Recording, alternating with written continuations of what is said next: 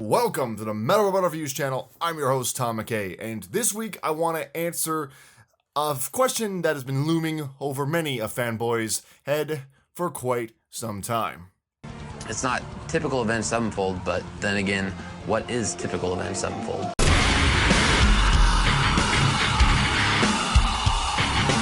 Now look, I'm by no means the first to ask this question. By the time Avenged Sevenfold posed this question for us, they were working on their self-titled Groove album, which came after their hardcore punk album, and after their metalcore album, and after their Let's Trip on Acid album. What I'm trying to say is that these guys have gone through a lot of transition throughout their career. So what does this mean for our question? Because it appears that there's no definitive answer. Can we actually answer it, aside from spouting the obvious, if you see the Death Skull with bat wings, that's Avenged Sevenfold? Now, admittedly, I had a hard time answering this question myself. I started going back through a lot of the albums that have come out from all of their best albums. Waking the Fallen, City of Evil, the White Album, Nightmare, The Stage, and even Sounding the Seventh Trumpet. And aside from their obvious answer of they listened to a lot of Iron Maiden and Metallica, there was no definitive answer. So what now? Where do we go from here? Well, believe it or not, I found the answer to this question by finding the three key pieces to the puzzle that were in every album, except for one. The one album that features none of their best qualities whatsoever. I'm talking about the 2013 venture into the world of hard rock that was Hail to the King.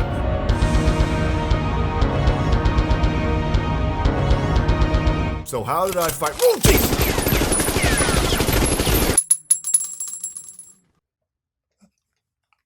What the hell was that? I thought we were supposed to be civilized. Whoa!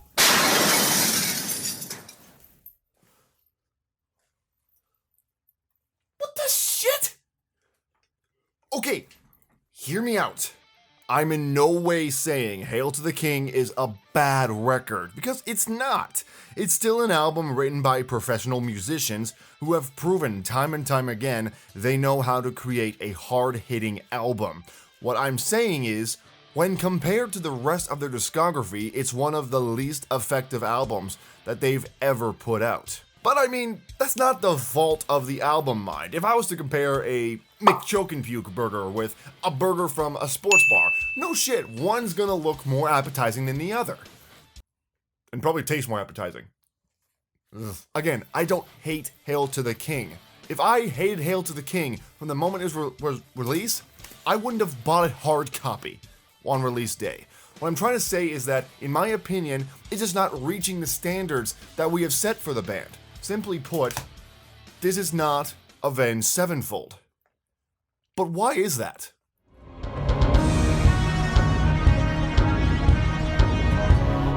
Now look, there is nothing wrong with simplicity by any means. Hell, simple sounds and performances created some of the best metal music that's ever lived. Looking back to the 80s, a lot of the classics had very simple arrangements and simple performances. From the bass, guitars, especially the drums, which I'll get into later. But here's the problem. Throughout every incarnation of the band's sound, Avenged Sevenfold has never been simple, except on this record, where Zaki is pretty much playing simple riffs on Hail to the King, Requiem, Heretic, and Planets, to name a few. Sometimes they're effective, but others, they can get pretty repetitive. Johnny's basically following suit with playing the simple riffs. Johnny's best friend in the whole world, Sin, is also sticking to simplicity here. Okay, fair enough, but compared to this, it's pretty simplistic to me. Hell, the only one who seems to be putting any gumption into his work is Matt. But even then, he's not really pushing himself for shit. Literally everybody on this album is slacking off when they could be doing something more. Listen, I'm fully aware that Jimmy wrote a lot of the complex chords and rhythms that these guys had on previous albums. Stuff like Afterlife, Brompton Cocktail, the arrangements of Save Me, so on. But still, are you really telling me that neither of these two geniuses could have picked up on that and created some chords? Seriously, if I can do it, And I'm sure a bunch of professionals who were shot out of the womb already knowing how to play guitar can do it too.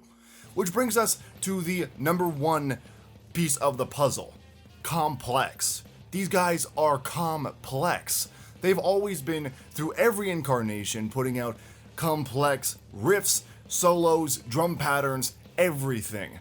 And unless it strictly calls for it, never goes simple. Except for on this album. But these guys aren't the biggest offenders of this. Ladies and gentlemen, I'd like to present to you the one-album drummer, Aaron Illijay.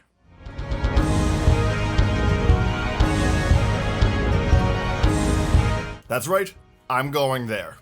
Do you remember Jimmy's playing? How graceful he swept across those toms? How chaotic his kick patterns were? How about his hard hits? We all miss him dearly, and we all wish that he didn't have to go so soon. But we did get Brooks Wackerman, and whether you like the stage or not, you can't deny his drumming was the perfect fit. And don't even get me fucking started on Mike fucking Portnoy.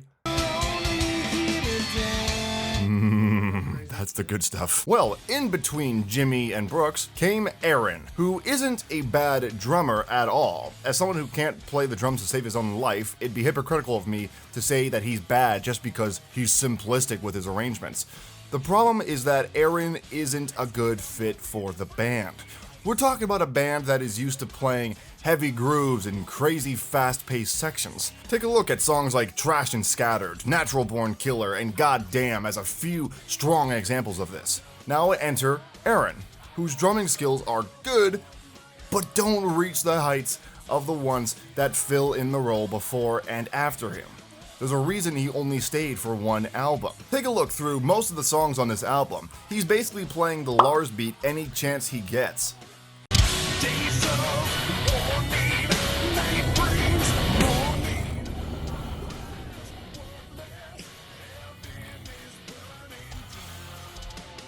I honestly don't think Aaron knew what to do with this.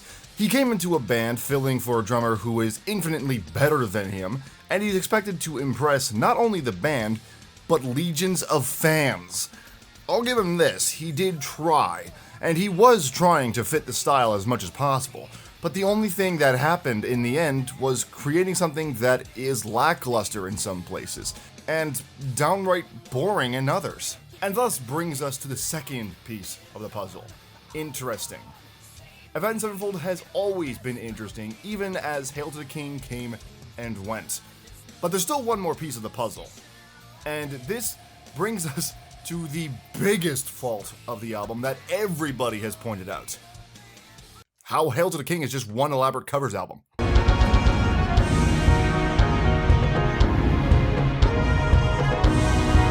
Okay, I'm gonna be very blunt about this. Avenged Sevenfold. What the fuck was this? I am honest to God shocked and in dismay on how none of the bands that you ripped off on this album have called plagiarism on you guys. What? I mean that too. Some of these songs are straight rips from other bands. Not all. I couldn't find all of them, but if you know any others, please feel free to let me know in the comments. But here are the ones that I found.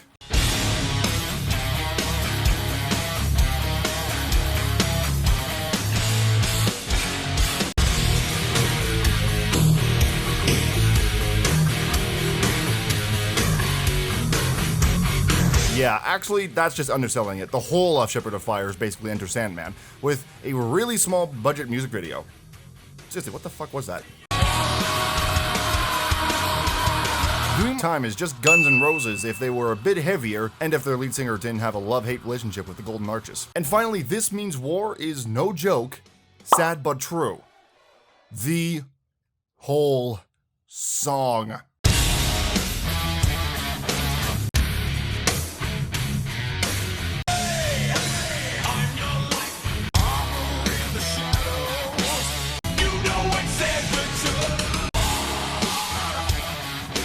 I think I've beaten that dead horse enough. Look, this isn't the first time that this has happened either. Take a look at one of my favorite songs, Reminiscence from Waking the Fallen. That riff sounds oddly familiar, doesn't it?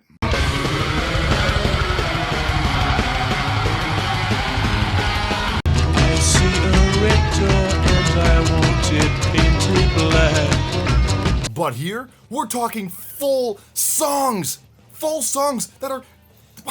That's insane! How did this happen? What? Themselves! That's the third piece of this puzzle. When they are just doing what they do best, they are their best. Simple!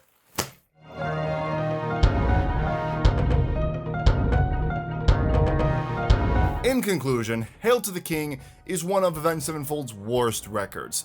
It's not a bad album, mind. It's just the only reason why I'm so harsh on it is because of the name that's attached to this album.